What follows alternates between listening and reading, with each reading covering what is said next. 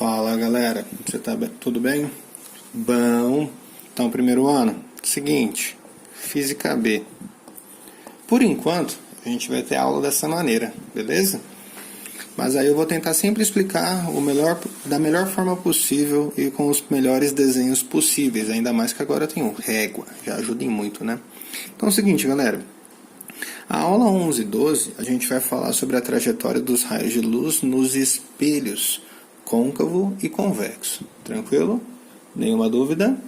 Lembrando só, é um relembrete isso, né? Na verdade, isso aqui vocês já viram comigo, eu desenhei no quadro para vocês, como que seria o comportamento para cada raio de luz, dependendo a forma que ele incide no nosso espelho. Se for um espelho convexo, a gente sabe muito bem, côncavo, lembra? Para dentro, convexo para fora. Fechou? Então eu estou pegando a parte de fora do meu espelho esférico. O côncavo é fechado, então eu estou pegando a parte de dentro, ó. Foi por dentro. Professor, outra coisa que eu tenho que lembrar muito bem é que o foco e o centro do espelho sempre estão dentro do espelho. Então, se eu estou pegando a parte de fora do espelho, quer dizer que o foco e o centro estão na parte interna dele. Do côncavo, é que nesse caso, a parte da onde sai o meu raio de luz, ó, só para lembrar, o caso aqui, o raio de luz, ele está vindo da esquerda para a direita, eu podia muito bem vir da direita para a esquerda, tudo bem? Como ele vem da esquerda para a direita, no espelho côncavo, a região do centro e foco fica justamente aonde vem a emissão do raio. Já no espelho convexo, não. O centro e o foco, eles não ficam onde ocorre a emissão do raio, tudo bem? Tanto que nessas regiões do convexo, ó, vocês podem verificar essas partes pontilhadas, porque o objetivo do espelho é refletir, então nada atravessa. Então aquilo que atravessou quer dizer que não existe, não é real, é virtual. Tranquilo? Então só os lembretes básicos. Se ele vem paralelo ao eixo principal, ele volta pelo foco, ó. Do côncavo é mais fácil de enxergar, porque a região ocorre, é a parte real. Já no convexo, isso daqui eu não sei, porque o foco está do outro lado. Então eu imagino ele indo até o foco, mas como isso daqui não é o virtual, eu imagino isso no real, que seria a ideia da continuação. Tranquilo? De boa? Ótimo. Agora o que acontece?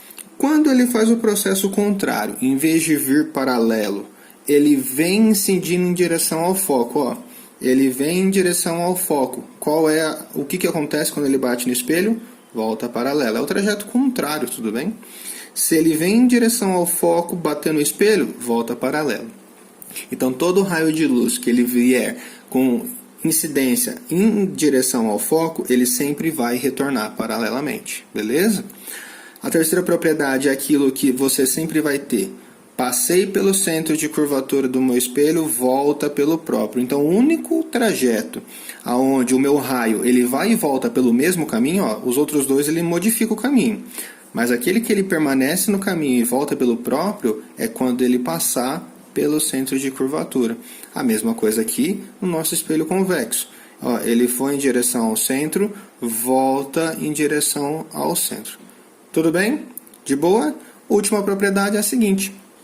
Quando o meu raio de luz ele incidir em cima do vértice ou em qualquer ponto paralelamente ao eixo principal, você sabe que o ângulo de incidência ele vai ser igual ao ângulo de reflexão. Fechou? Bateu, voltou com a mesma angulação entre o eixo principal. A mesma coisa no espelho côncavo, tranquilo? Ele incidiu, retornou, formando o mesmo ângulo. Então o espelho convexo e côncavo só vai ter as mesmas, digamos assim, sem ser pontilhado, quando você estiver falando de uma incidência em cima do vértice. Fechou? Na página 275, a gente tem o exercício 2. Só retomando a página 274, o exercício 1 a gente já tinha feito em sala, beleza? Então, retomando o exercício 2, onde vem uma introdução. Um dos principais usos de um espelho côncavo no cotidiano é empregá-lo como um espelho de automaquiagem. Aumento. Nessa circunstância, a imagem de um objeto é ampliada e direita em relação ao objeto. É o caso, por exemplo, do espelho de maquiagem, do espelho do dentista ou do espelho de barbear. Para que o espelho côncavo funcione como espelho de maquiagem, o objeto, o rosto da pessoa, dente de um paciente ou qualquer outro, deve estar posicionado entre o plano focal e o espelho. A partir do esquema a seguir, determine graficamente a imagem formada pelo espelho côncavo quando um lápis é posicionado entre o plano focal e o espelho. A seguir, complete o quadrado com as características da imagem. Nessa situação, o que nós temos? Então, esse é o exemplo do espelho côncavo quando eu mostrei para vocês em sala, quando eu me aproximava muito próximo do rosto de vocês, dava aquela ampliação monstruosa, tanto que o pessoal até assustou. Então, vamos imaginar essa situação? Professor, como que eu posso fazer os desenhos dos raios de luz? Como eu estou falando do espelho côncavo, lembrem-se sempre do seguinte: se você está antes do foco, quer dizer que para lá, para a esquerda, o ideal é sempre você vir em paralelo e incidir pelo foco. E a outra forma que a gente tem para se resolver esse tipo é aquele que você vem pelo foco e volta ao paralelo. Nessa situação, eu estou aqui, entre o foco e o vértice. O que eu recomendo a vocês? Faça aquele básico. Vem em paralelo, volta pelo foco. Então, se o raio de luz, eu estou analisando ele vindo da esquerda. Se o raio de luz vem paralelo, ele volta para onde? Para o foco. Professor, pontilhado ou traços contínuos? Contínuos, porque eu estou analisando tudo no real. Tranquilo? De boa? Nessa situação, quando você está acima do foco, entre o foco e o vértice, entre o foco e o espelho, é recomendado também que você utilize esse outro cara aqui, Lembra aquele raio de luz que quando ele passa pelo centro de curvatura, o que acontece mesmo? Se ele incidiu pelo centro de curvatura, ele volta pelo próprio centro. Ah, beleza, professor, que legal. Então quer dizer que desse ponto saiu dois raios de luz. Um que veio paralelo volta pelo foco, um que foi pelo centro de curvatura e volta pelo próprio. Mas vocês perceberam que em nenhum momento as retas se encontraram? E quer dizer que então esse encontro não ocorre na parte real. Esse encontro vai acontecer aonde? Na parte virtual. Então como que eu posso dar ideia disso daqui? Faz a continuação, Tá vendo essa reta que está aqui pelo foco? O que eu faço? Pontilha ela, continua ela. Então se eu continuar ela, ela teria essa ideia.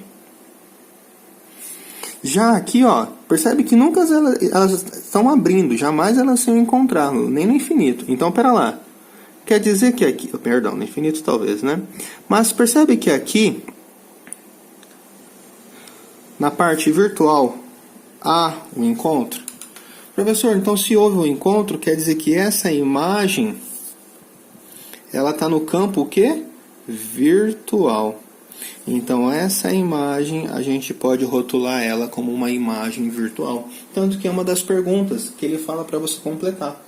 A imagem apresenta a característica, real é onde vem a emissão de luz, virtual é o outro lado. Onde foi formada essa imagem? No campo virtual. É direita ou invertida? A imagem está de ponta cabeça ou da mesma direção? Mesma direção. Então ela é direita, característica dela. E agora a última pergunta. Em relação ao objeto, apresenta as dimensões maiores, menores ou iguais que as do objeto? Maiores. Por isso que a gente consegue ver o nosso rosto ampliado, tudo bem? Então a resposta nesse caso seria maiores. Tranquilo? De boa em relação ao espelho côncavo? Suave? Ótimo. Vamos ao exercício 3. O 3 fala o seguinte: durante o jantar, Mariana e seu irmão gêmeo, Mariano, estavam conversando sobre as aulas de óptica. Mariano comentou que não havia entendido como se determinava as imagens formadas pelos espelhos convexos. Mariana, então, pegou uma colher, mostrou a face convexa a seu irmão e pediu para ele descrever como era a imagem de seu rosto, formada pela face convexa da colher. Desconsiderando as inevitáveis distorções, responda. A. A imagem do rosto de Mariano é maior ou menor que seu próprio rosto? B. A imagem do rosto de Mariano é direita ou invertida? C. A imagem do rosto do Mariano é real ou virtual? E D. Utilize a figura a seguir para determinar as características desta imagem. Então, ó, como ele disse espelho convexo, a parte convexa da colher, quer dizer que eu estou analisando a parte de fora, tudo bem? Então, já que eu estou analisando a parte de fora, ó, foco e centro ficam para a parte de dentro do espelho. Quer dizer, a parte, se eu fosse fazer da direita para a esquerda, isso seria a parte o quê? Côncava. Como eu estou vendo o raio de luz da esquerda para a direita, eu sei que ela é convexa. Professor, como que você sabe que o raio de luz vem da esquerda para a direita? Porque ele falou que ele está pegando o objeto na parte convexa. Então quer dizer que eu estou analisando essa região, a parte daqui. Então por isso que o raio de luz deve vir nessa direção.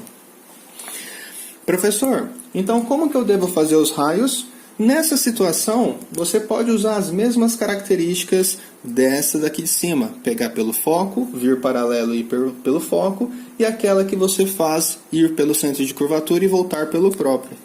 Então, ó, imagine um raio de luz indo até o centro de curvatura, só que na hora que ele bate no espelho, ele não tem que voltar? Tem, professor. Ah, beleza. Já que ele vai ter que voltar, eu sei que ele vai e volta pelo mesmo. Ó, lembra?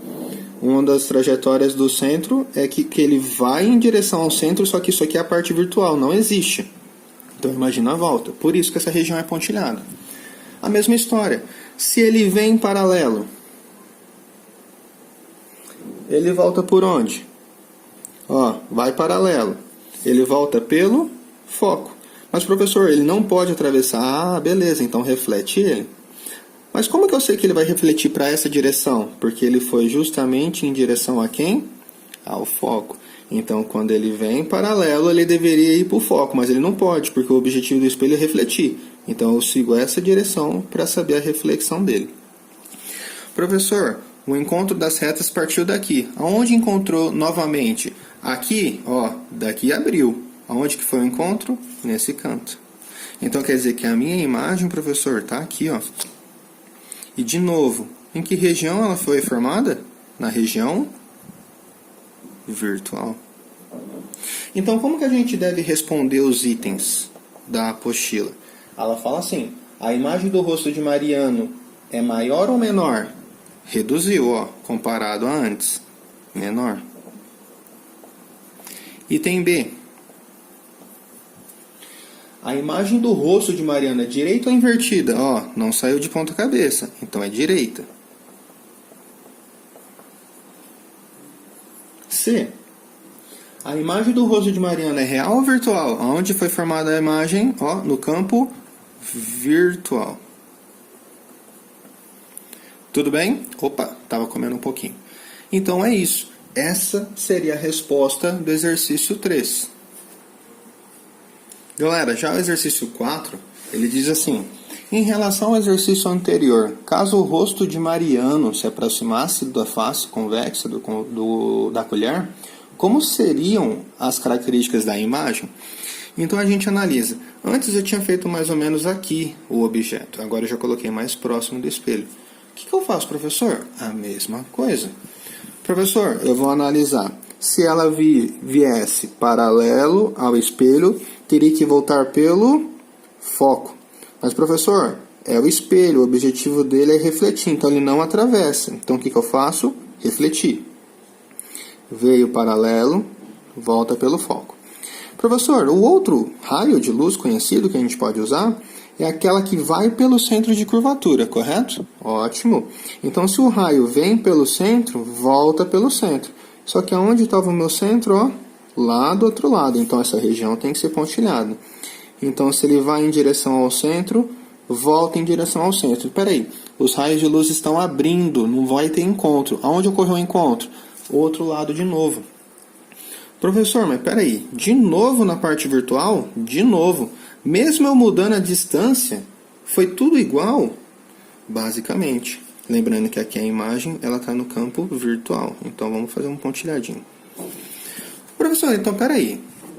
Significa o seguinte: qual que é a natureza dela? É o item A, né? Virtual. Foi formada no campo virtual. Qual a localização dela entre o vértice e o foco? Vértice e foco. Ou melhor, vamos colocar entre, né, para ficar algo mais bonito. Entre o vértice e o foco. O C, dimensões em relação ao objeto. Essa imagem formada, ela é maior, menor, igual? Menor.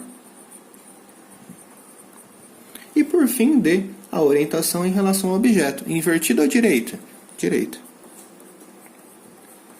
Ô professor, mas foi a mesma coisa do outro exercício. Exatamente.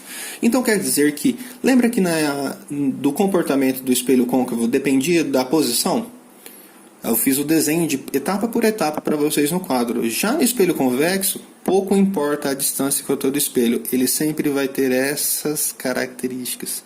Sempre virtual, menor, direita, e normalmente a imagem está sempre entre o vértice e o foco. Tudo bem, povo? Exercício 5 é só para ver se vocês sabem inglês. E eu quero saber como que vocês vão explicar o item B.